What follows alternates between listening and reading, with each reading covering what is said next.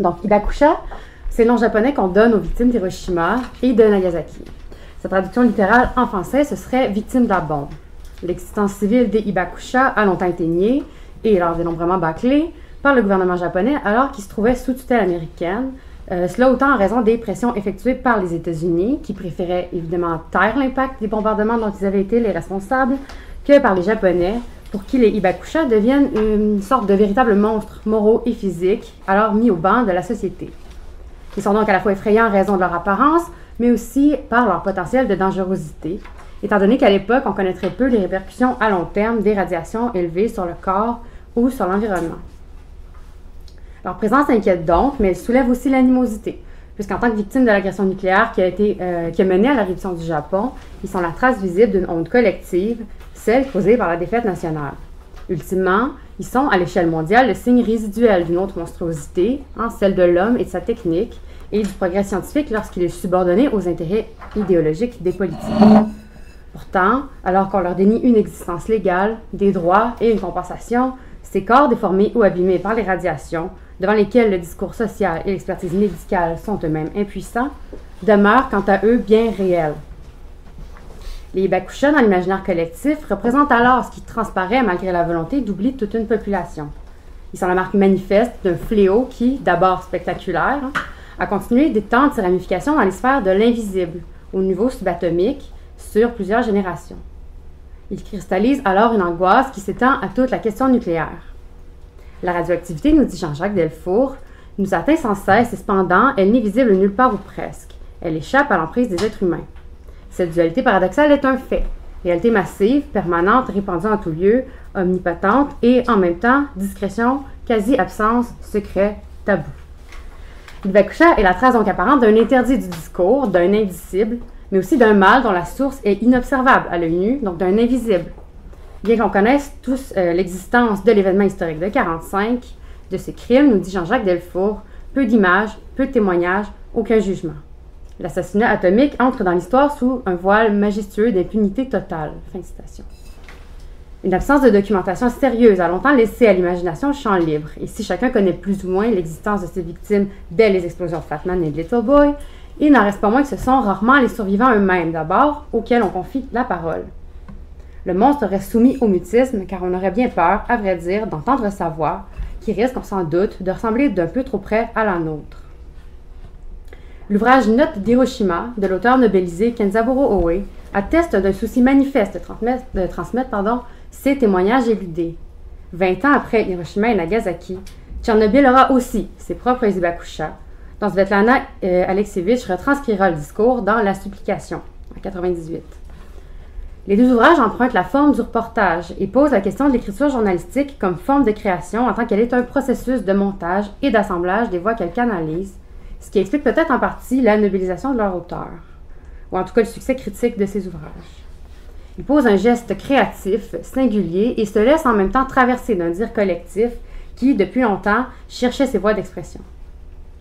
On y parvient peut-être en partie à s'extirper d'un régime scopique de démonstration, de la monstration et de la monstruosité pour entrer plutôt dans une logique qui serait énonciative. Cela dit, le texte de Alexievitch est porté par une volonté de contribuer à la mise en mots du drame en même temps qu'il met fortement l'accent sur l'incapacité de rendre intelligible une telle expérience. Cette idée selon laquelle le langage échoue à circonscrire un tel événement traverse tout l'ouvrage et crée inévitablement une tension. En effet, comment comprendre le statut d'un texte qui sans cesse remet en cause la validité de ses propres fondements et comment concevoir la manière dont est pensée cette tentative qui dénonce à l'avance son échec à venir. Certains des intervenants interrogés par Alexievitch se contentent de parler de leur propre impuissance à effectuer une ressaisie de l'événement par la parole. Ils diront « Je ne suis pas écrivain et je ne pourrais pas le décrire » ou « Nous ne savons pas tirer le sens de cette horreur ».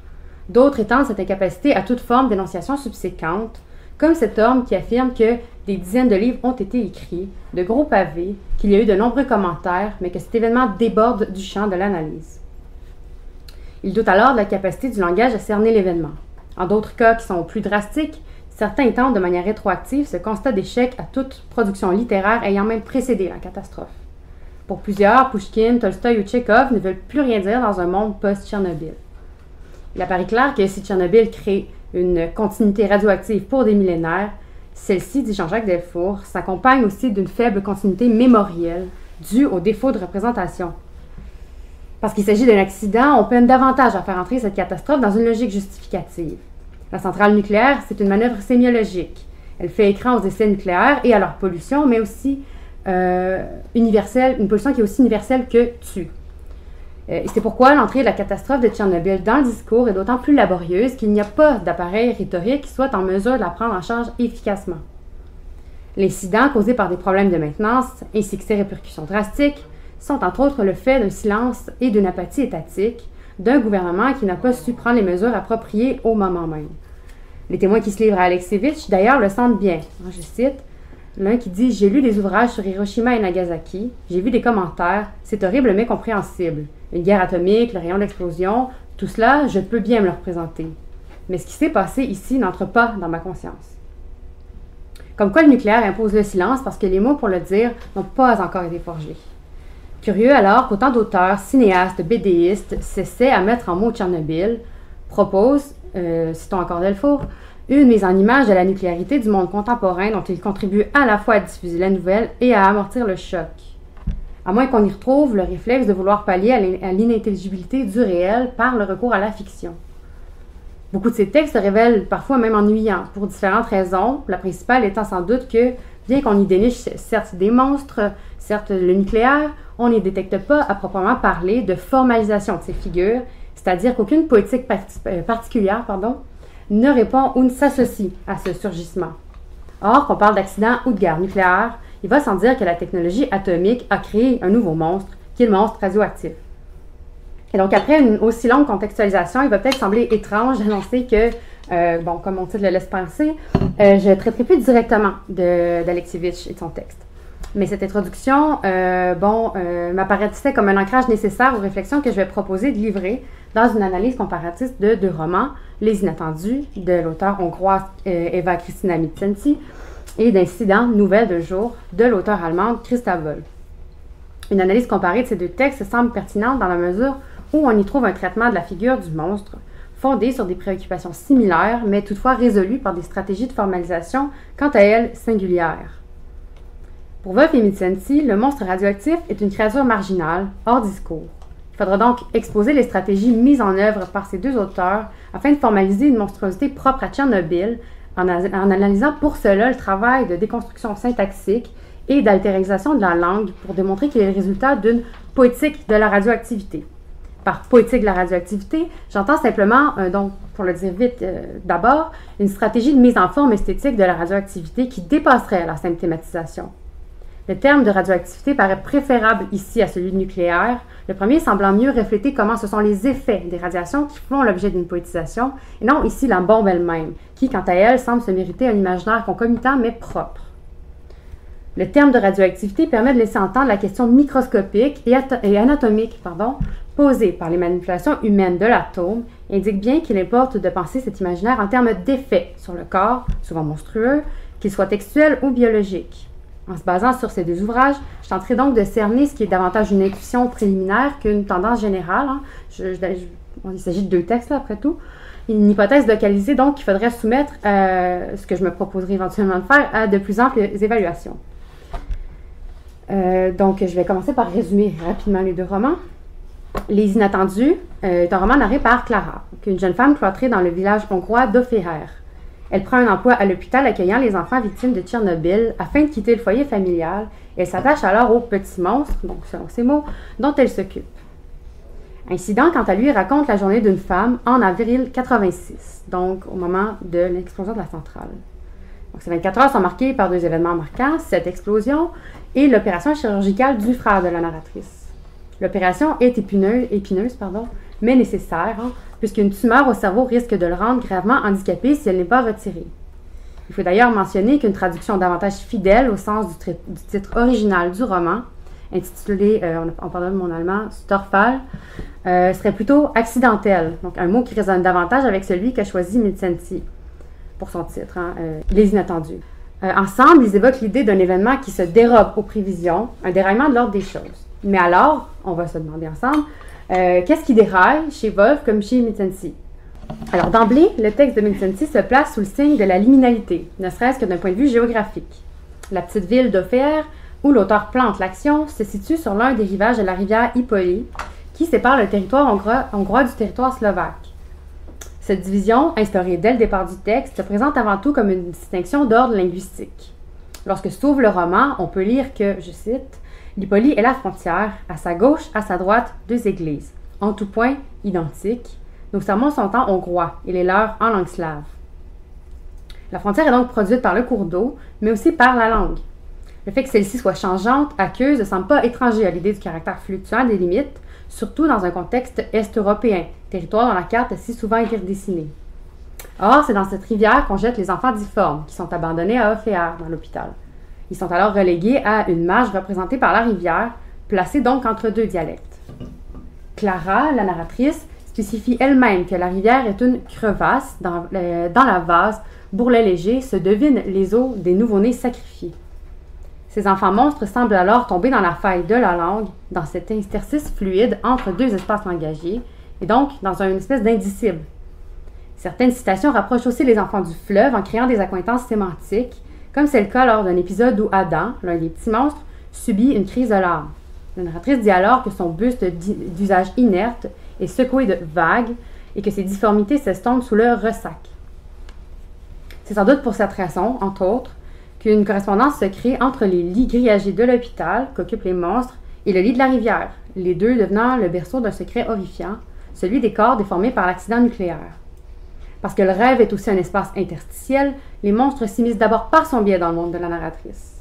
Dans ses cauchemars récurrents, les enfants monstres boivent un liquide amer dont l'odeur, dit-elle, soude sa langue à son palais, faisant craqueler ses lèvres, rendant difficile la prononciation.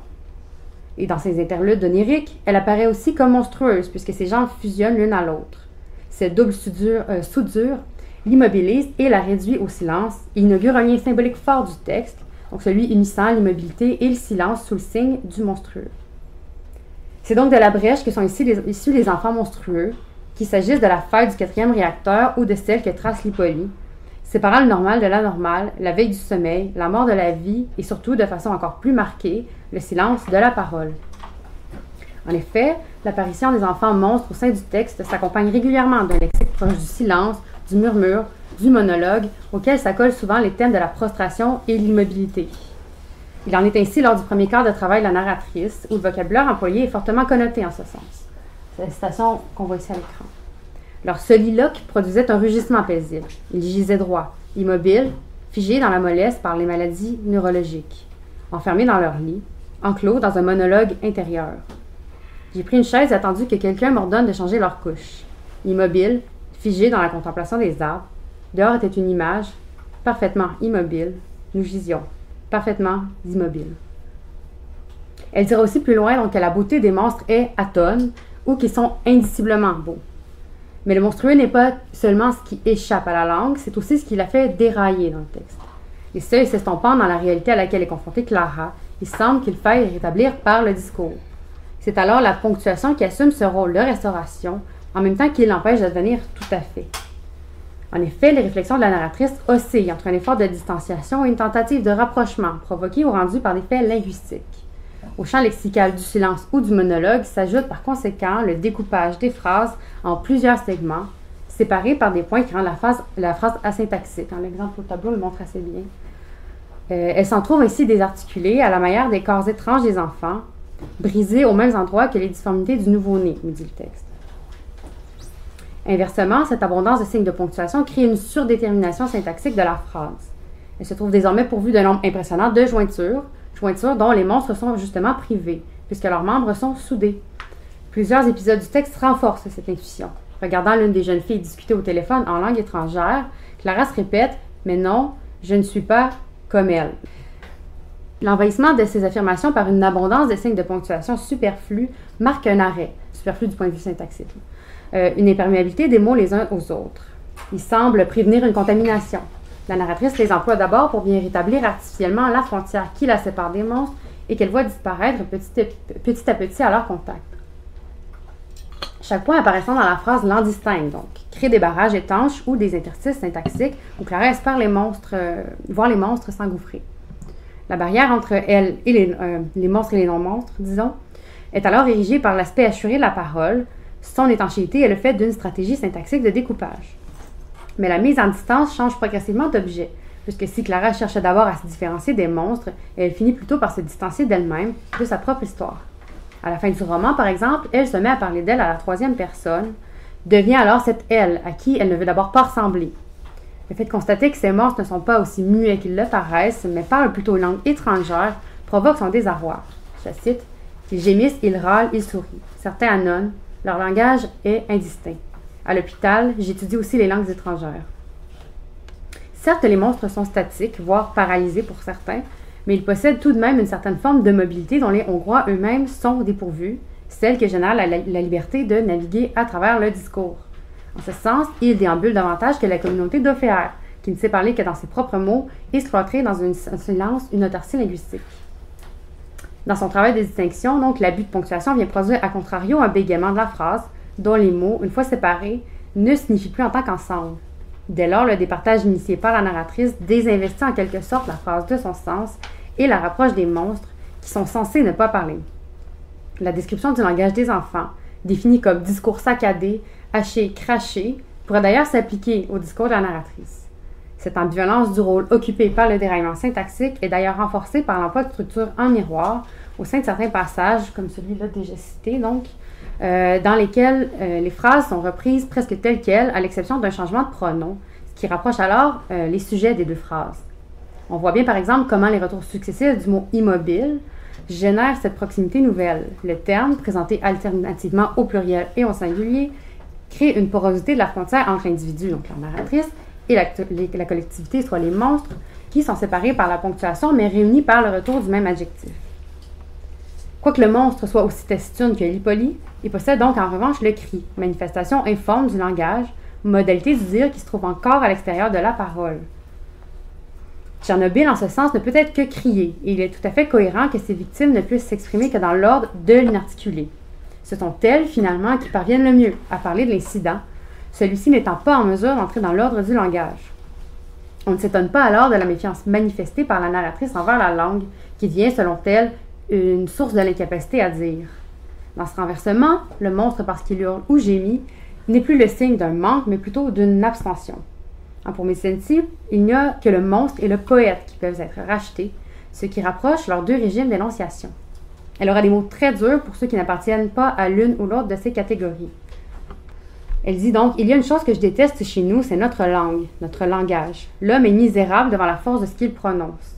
Le privilège de son chien, c'est qu'il ne dit mot. Sa supériorité naît de son mutisme. L'humain parle, c'est sa faiblesse. Son chien agit. Nous sommes handicapés par notre langage, nous sommes des handicapés de la langue. » Si celui qui parle est alors dénoncé comme étant le véritable handicapé, c'est sans doute parce que son discours, béquille inadéquate, fait défaut lorsque se mesure aux terrains inégaux, désaffectés et corrompus de Tchernobyl. Face à l'impossible à dire, confrontée au manque de mots justes, aux écueils de la langue et à son caractère lacunaire, Clara est donc catégorique. Pour sortir victorieux de ce combat mené contre l'absence de sens, il ne faut surtout pas avoir le dernier mot.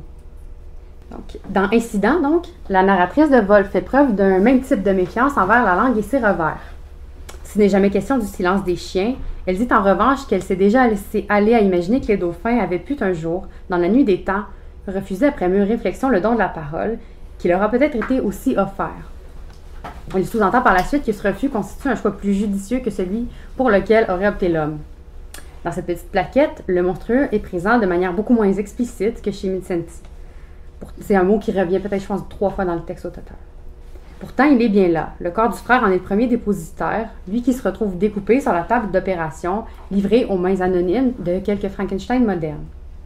Le corps cobaye, à la fois mis en souffrance et sauvé par la science, devient l'origine d'une réflexion sur l'anomalie génétique et ses fondements. Elle se décline par exemple du côté de la défaillance cellulaire ou encore dérive vers des considérations sur l'origine des espèces, ce qui insinue que l'homme aurait évolué vers sa propre monstruosité.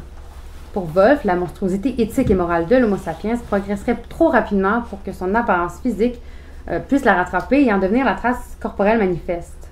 Dans cette optique, Tchernobyl serait évidemment la punition que se mériteraient les hommes d'avoir voulu trop savoir. En ce sens, le véritable monstre du texte est incarné par la science et les scientifiques. Ça, c'est explicite de la part de l'auteur. Les corps affectés par les radiations n'en incarnent que la trace visible. Ils sont présentés comme le symbole, le symptôme d'un châtiment divin, visant à punir l'orgueil de l'homme, notamment par le concours d'un grand nombre de références à l'imaginaire babélien.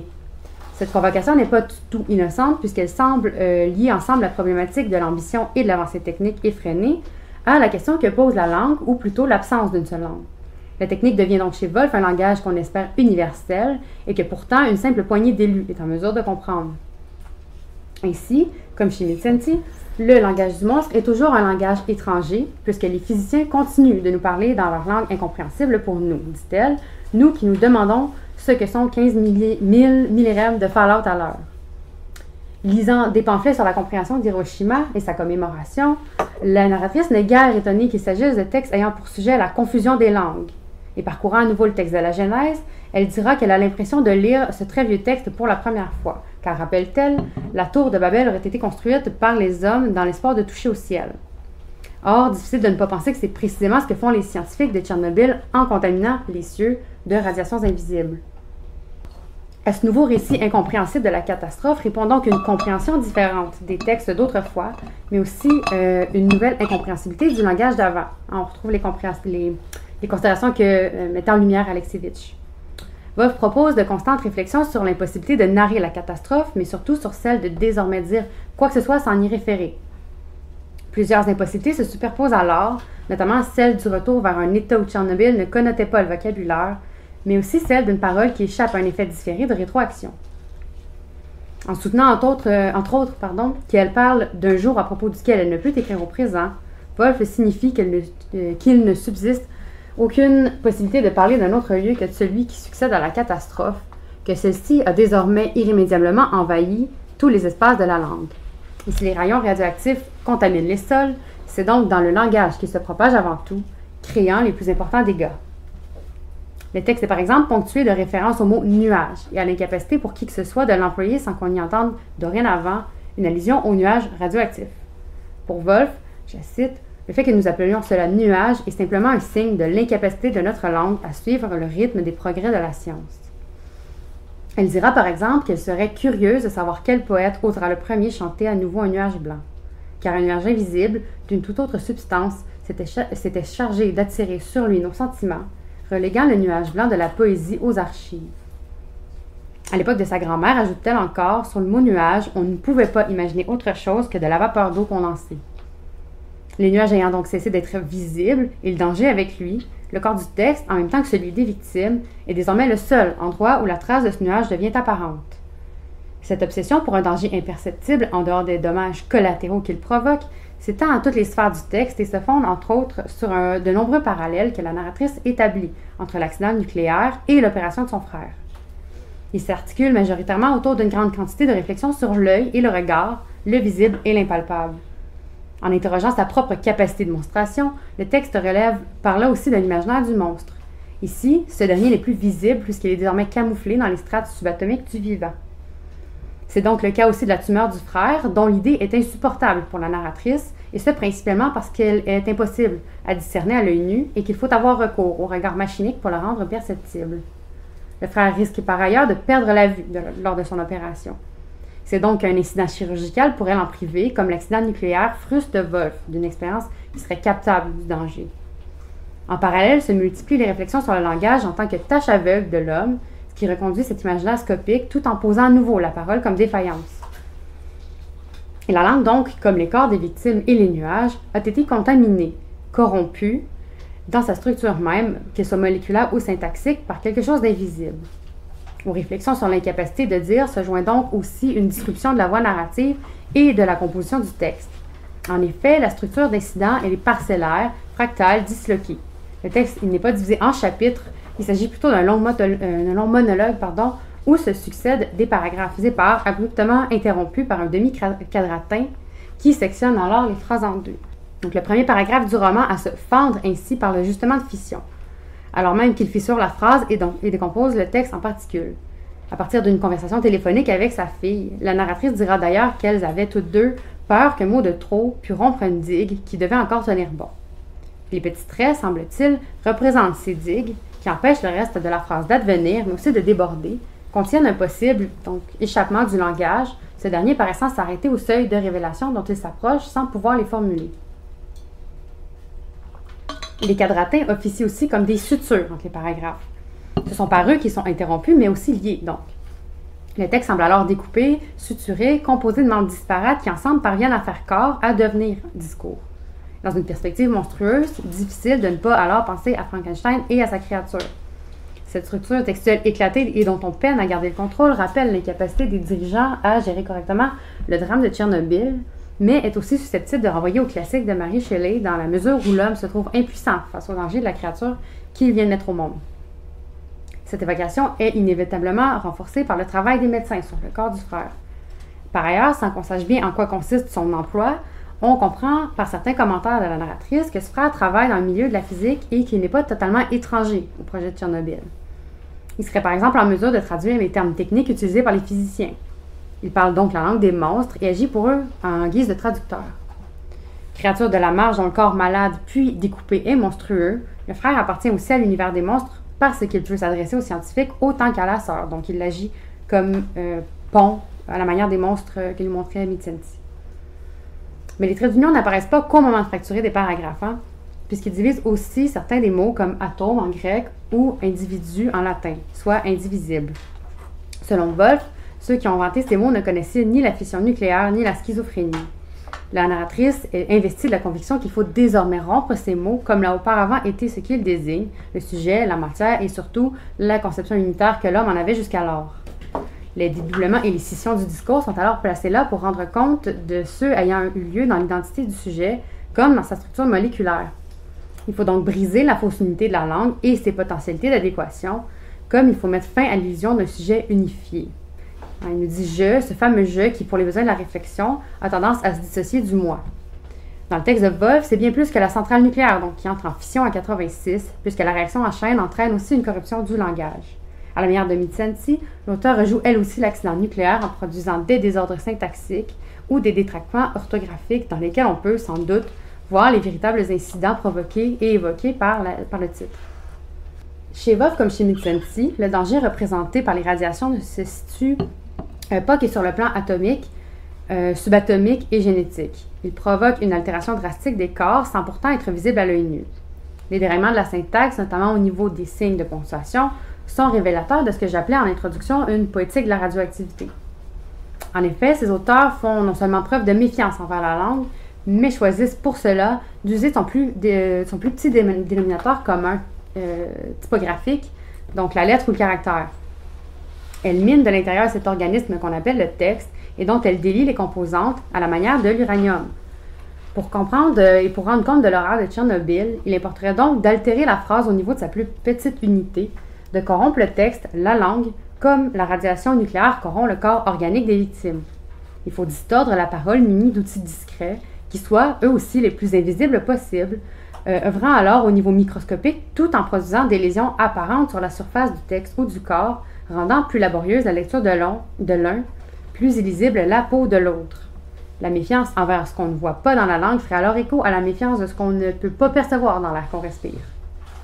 Chez Mitzensi et Wolff, le corps monstrueux, donc ultimement, est davantage le corps du texte que celui des victimes, et c'est là une des forces de ces étranges romans, aussi hybrides que leurs personnages, puisqu'ils font l'économie d'un traitement misérabiliste ou voyeuriste de la question pour se préoccuper davantage de la poétisation possible d'une figure comme celle-là. Dans le corps, ainsi, le corps du monstre affecte le corps du texte plus qu'il ne rôde finalement dans sa diégèse même. Ceci étant dit, il serait faux de penser que cette particularité se limite au récit sur Tchernobyl, puisqu'un type de formalisation semblable peut s'observer dans de multiples fictions portant sur le monstre. Qu'est-ce qui rendrait alors ces textes différents? Qu'est-ce qui ferait leur spécificité par rapport à un corpus texte sur le monstre qui serait plus général? Encore, quel type de discours Tchernobyl permet-il de tenir sur le monstre? Et inversement, qu'est-ce que la convocation du monstrueux permet de produire comme discours sur la catastrophe? Donc, il faudrait, pour commencer de répondre à ces questions, rappeler d'abord que l'effet des radiations est avant toute chose une affaire de distorsion de l'empreinte génétique qui entraîne une potentielle stérilité. Je ne reviendrai pas trop sur ces détails-là parce qu'il me semble qu'ils ont été assez bien couverts par Maxime. Mais en effet, si ça ne mène pas toujours à des malformations visibles, On sait désormais que l'ADN, que l'exposition à un certain niveau de radiation est susceptible de modifier les structures de l'ADN. Or, l'ADN étant l'encodage du corps, il constitue en quelque sorte la langue dans laquelle se déchiffre l'identité biologique de quelqu'un. L'écriture, donc, dans laquelle se rédigent les instructions permettant au corps de fonctionner. Ainsi, les radiations, en dégradant le code génétique, altèrent ce discours génératif et génétique du corps, sa syntaxe, et provoquent son dysfonctionnement. Les molécules d'ADN peuvent mourir des suites d'une radiation, tout comme elles peuvent se reconstituer, parfois fautivement, ce qui met en péril les capacités reproductives de l'individu exposé. Et s'il y a donc altération du code génétique par les radiations, il est alors peu étonnant qu'un imaginaire monstrueux de la filiation généalogique soit un enjeu nodal de ces textes qui portent sur Tchernobyl et que cet imaginaire soit modelé par une même poétique de la radioactivité. Je clorerai par conséquent cette réflexion sur une partie où j'aborde la manière dont une telle poétique engage le récit narratif dans une complexification des enjeux de filiation qui n'est pas étrangère à un imaginaire discursif plus généralisé sur la catastrophe de Tchernobyl. Jean-Jacques Delfour, je cite encore, nous rappelle qu'après tout que le nucléaire est un monde sans enfants, c'est-à-dire que sa capacité d'autodestruction en fait désormais un legs impossible à empoisonner et empoisonner. Le monde tel que transformé par le nucléaire ne peut désormais plus être donné en héritage aux générations futures autrement qu'à la manière d'un problème reporté. Parlant des centrales comme des enfants chéris des nucléologues, Delfour rappelle aussi que l'Enola Gay, donc l'avion qui a servi à larguer la première bombe atomique, a été nommé ainsi en l'honneur de la mère du pilote. Pour lui, ces métaphores familiales masquent sous l'imagerie d'une sainte famille d'abominables machines de mort. Ils sont des mots écrans d'où découlerait en retour une méfiance du familier, puisque sous les traits du connu et de l'intime se cache désormais le danger possible d'un déraillement pouvant aller jusqu'à l'annihilation. Ainsi, dans les inattendus, ce bouleversement passe souvent par l'inversion. Les petits monstres de l'hôpital sont souvent qualifiés de vieillards, alors que la narratrice réfère régulièrement à sa propre personne en se décrivant comme un fœtus encore à naître, ce qui invertit déjà l'ordre généalogique habituel en subvertissant la chronologie du vivant. Faisant allusion aux secrets familiaux, elle soutient par exemple que peu importe qui enfanta qui, nous voilà unis par les liens fraternels de l'hérésie. Je suis aussi le grand frère de mon père. Or, ce secret hérétique qui parvient à lier entre eux les membres d'une famille est double, puisqu'il englobe à la fois la mort du fils aîné, qu'on suppose déformé par les radiations, mais tout ça restait très estompé, et les crimes collectifs de la nation hongroise durant le XXe siècle, ce qui aussi d'ailleurs sont très périphériques, qui sont abordés de manière très allusive. L'entrée de l'histoire dans le monstrueux, et donc inversement du monstrueux dans l'histoire, bouleverse donc les rapports de filiation, bouscule l'ordre de la narration dans lequel s'inscrit un récit national, faisant déchoir les pères dirigeants, alors infantilisés par le texte. De la même façon, le monstrueux, même intime, oblige une semblable inversion de la chronologie familiale. Alors qu'elle rejette ses propres parents et que les parents de ses patients abandonnent leur rejeton difforme, Clara se rapproche aussi des petits monstres en parlant d'eux comme de ses propres enfants, tissant par là une appartenance en dehors des liens familiaux. La relation avec les monstres est alors une stratégie de fuite hors de la logique mortifère d'une filiation, qui est devenue la véritable source du monstrueux dans sa pulsion itérative et mimétique. Wolf problématise elle aussi cette question, notamment lorsqu'elle fait référence aux scientifiques de la centrale, qui, je la cite, ne connaissent ni père, ni mère, ni frère, ni sœur, ni femme, ni enfant, affirmant qu'ils sont plutôt de légitimes descendants du scientifique obsédé par la vérité, des rejetons illégitimes qui se réclament indûment de lui. Les ravages de la science sont alors présentés comme une tare génétique ou un virus que se transmettrait une descendance de scientifiques. Le monstrueux au sens moral produit donc une nouvelle lignée dans laquelle les physiciens soviétiques viennent s'inscrire. La narratrice de Wolf fera montre d'une méfiance répétée envers les œufs que pondent ces poules, qui est un signe de la part de la contamination des produits alimentaires. C'est soupçonner la possible radioactivité donc des produits de consommation courante est un réflexe ordinaire après la catastrophe en Europe de l'Est. Il est intéressant que pour cristalliser cette angoisse, Wolf choisisse un œuf qui convoque par là l'enjeu de la fécondité. Simultanément, elle crée en d'autres endroits des parallèles entre le colmatage de l'accident et, je la cite, les passions qui avaient conduit aux combats acharnés avec le frère, qu'il faut repousser dans ce cratère qui s'est formé en nous de bonne heure et fait office de dernier dépôt de stockage pour sentiments radioactifs insupportables. C'est donc que la logique de la filiation à l'œuvre dans le texte apparente à celle motivant la gestion de la crise nucléaire, ce qui est visiblement pas un effort de valorisation de l'un ou de l'autre de la part de la narratrice. Dans Incident, ce motif de l'animosité fraternelle est récurrent. Il se cristallise dans la figure régulièrement convoquée de Caïn. Or, en plus d'être l'assassin de son frère, Caïn est le premier des agriculteurs. Il constitue donc l'une des références premières et majeures à la culture de la terre qui parsème le texte de Wolfe. La journée décrite dans l'incident est en effet consacrée en grande partie au jardinage et au déracinement des mauvaises herbes, que la narratrice assimile à la fois à la tumeur du frère et à l'effet néfaste des radiations. Je la cite longuement. C'est vraiment une satisfaction indescriptible de saisir de la main droite une touffe d'ortie, de suivre avec l'index gauche les méandres de sa racine sous la terre jusqu'à ce qu'on trouve un point propice à partir duquel on puisse arracher, dans toute sa longueur, avec persévérance et précaution, le vigoureux rhizome, profond et ramifié. Décortiquer jusqu'à sa toute dernière cellule la tumeur qui s'est implantée très, très près de l'hypophyse et l'extirper de son environnement sain. Au lieu de poursuivre cette idée, j'ai préféré me consacrer aux orties. Donc, l'imaginaire botanique permet donc de cristalliser en un seul et même geste, celui du déracinement, les différents sillons sémantiques du texte. Curieusement, Mitsansi use de stratégies similaires. Clara, par exemple, revient souvent en pensée sur les lieux de son enfance, le verger familial, qu'il faudra vendre ou abandonner faute de descendance. Le déclin du verger, lieu de croissance, renvoie alors à celui de la lignée dont il dépend. Mais contrairement à la relation aux parents, qui se place sous le signe d'une absence de fructification, la mise en relation avec les monstres semble établir, pour la narratrice, un nouvel ordre de filiation. Lorsqu'elle se surprend à faire des grimaces devant le miroir et donc à produire une monstruosité artificielle sur son visage, Clara songe que, je la cite, « Dans ces instants, elle n'est plus une ronce, elle porte aussi des fruits. » Les lexiques par lesquels s'expriment et surgissent les liens d'appartenance naviguent donc constamment autour d'un imaginaire de la croissance ou de l'étiolement végétal. Cette omniprésence d'un imaginaire botanique peut sans doute s'expliquer si on comprend le végétal en tant que vecteur d'un imaginaire plus vaste de la gestation. Celle des bébés monstres, celle du secret, celle des plantes dont, fait bien connu, la croissance explose après l'accident, une idée qui écarte bien une expression comme arbre généalogique. Je ne sais pas, on est familier avec la question, mais il y a eu vraiment une grande luxuriance de la végétation dans les années qui ont suivi l'explosion de la centrale. L'arbre, donc ses racines secrètes ou leur absence, permet de figurer l'angoisse suscitée par un achèvement de la filiation, une suspicion face à la croissance, qui risque si rapidement, après Tchernobyl, de devenir excroissance monstrueuse. Les deux dangers les plus couramment associés à la radioactivité sont, après tout, l'apparition de cancers et la réduction ou la disparition de la fertilité. C'est pour cette raison que les deux manifestations symptomatiques de l'angoisse produite par Tchernobyl dans le texte passent par l'apparition du thème de la croissance végétale, un imaginaire de la germination est donc ainsi rapatrié dans le texte, et celle du dédoublement, un cancer étant une dysfonction des cellules dont la reproduction, devenue métastasique, est déréglée. Ce motif du double, accolé à celui de la reproduction, souvent la reproduction du même, mériterait qu'on l'observe de plus près puisqu'il advient souvent par le biais d'une angoisse profonde provoquée par l'idée d'une démultiplication, mais aussi par l'évocation d'une séparation, d'une scission plutôt que d'une réplication du sujet. La fausse gémilité présentée par Mitsansi est décrite dans le texte comme une soudure, qui n'est possible qu'avant l'indépendance de la sœur. Le das familial est par conséquent la genèse de cette soudure dont elle a dit qu'elle s'associe à ce roman à l'imaginaire du monstre. Les répétitions soutenues sur la suite des pères rappellent aussi la réaction du corps face aux radiations, qui ne sait que reproduire de l'identique, donc des tumeurs.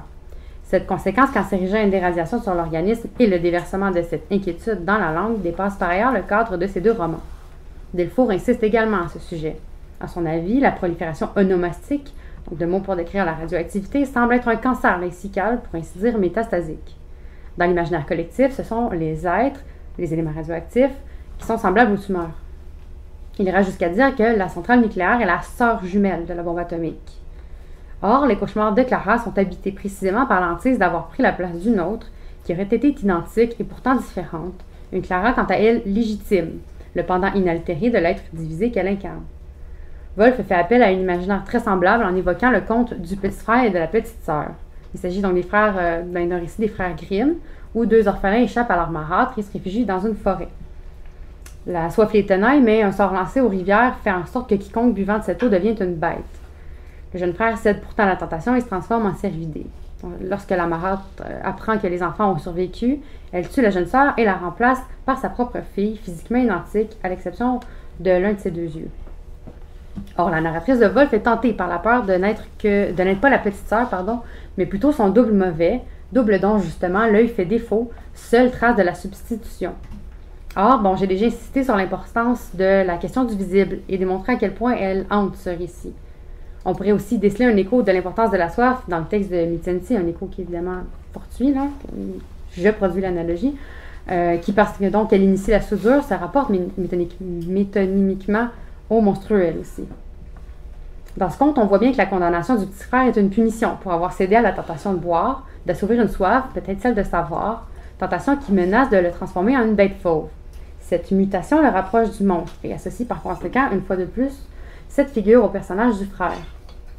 La menace de la consomption donne également une nouvelle dimension à certains propos de Woolf, comme lorsqu'il dit que, je la cite, « Nous, les hommes, avons sucé avec le lait cet impérieux besoin de domination et de soumission. » Si cette remarque reconduit le thème important du péché de connaissance, elle le relie aussi à la question de la filiation par analogie au lait, donc à l'allaitement, à la fois nourricier et nocif, pour qui le boit ici. Puisqu'il s'agit de créer des parallèles avec Micsensi, notons par ailleurs qu'il s'agit chez Woolf d'une adresse au frère absent, donc d'un discours monologique, comme celui des monstres et de la narratrice dans Les Inattendus, qui est aussi concerné en filigrane par le problème du frère disparu.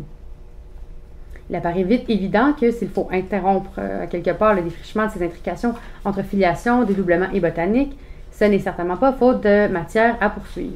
Il faut se contenter ici de signaler qu'elles permettent déjà de mieux comprendre cette fameuse poétique de la radioactivité encore à définir, notamment en répétant l'angoisse générée par la scission, mais aussi en faisant écho à la compulsion de répétition de certains signes de ponctuation. Les motifs de la reproduction et de la disparition, de la coupure et de la soudure renvoient à l'ambivalence des usages typographiques de Woolf et Micsensi.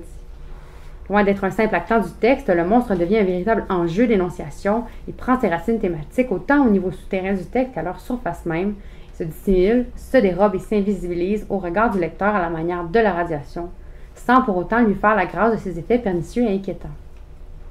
Il brise la ligne du texte en même temps qu'il rompt la lignée dont parle celui-ci, à moins que ce ne soit la fameuse structure à double hélice qu'il ne fragmente. Parlant d'êtres marginaux, ces textes placent eux-mêmes dans une situation périphérique, excentrés par rapport aux discours qui les ont précédés et à ceux qui les suivront. Or, cette caractéristique fascinante d'une poétique baptisée ici radioactive n'a pas fini d'intriguer puisque dans les deux textes à l'étude, elle se double d'un rapport architectuel au conte. En effet, s'il a été question de la reprise du texte des frères Grimm par Woolf, il faut encore mentionner que chez Micsensi, le village baptisé Oféer ne renvoie à aucun village existant. Plutôt que d'un toponyme réel, il s'agit du nom que porte le comte de Blanche-Neige en hongrois, un conte contenant lui aussi les motifs de la belle-mère, de la belle-famille néfaste et de l'usurpation. Si cette correspondance ne suffirait pas à fonder peut-être une analyse comparée de Woolf et Micsensi basée sur la reprise d'un genre, ce curieux choix apparaît comme révélateur du statut que se donne le texte. Le conte, en tant que récit initiatique, sert à indiquer au sujet en phase de transition le rôle qu'il devra désormais occuper dans la lignée, dans la collectivité. Les familiers d'ethnocritique le savent, le rythme mis en scène par le conte place donc le sujet dans une phase liminaire où il doit abandonner son ancienne position dans la communauté sans être encore agrégé au groupe sous son nouveau statut. À ce titre, le monstre correspond parfaitement à la catégorie du personnage liminaire imaginé par Marie Scarpa.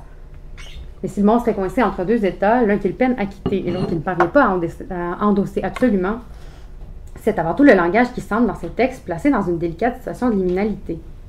Si une indétermination de l'identité constitue le caractère spécifique des périodes de marge illustrées au sein du conte, on peut penser que le monstre, mais surtout la parole, et peut-être alors aussi la parole monstrueuse, sont ici captés dans leur traversée d'une telle phase transitoire et comme croqués dans cet état d'indécidabilité où il leur appartient de redéfinir leur virtualité respective.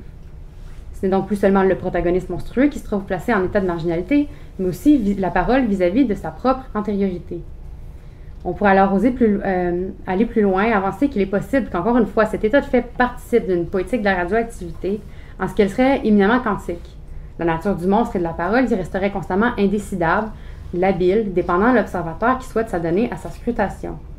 Si cette investigation reste encore à mener, c'est pour ma part ici que je choisis de refermer, comme la boîte dans laquelle Schrödinger imagine un félin, les livres de Micsensi et de Woolf, pour m'offrir alors le luxe de l'équivoque et de l'incertitude. Je termine sur ça.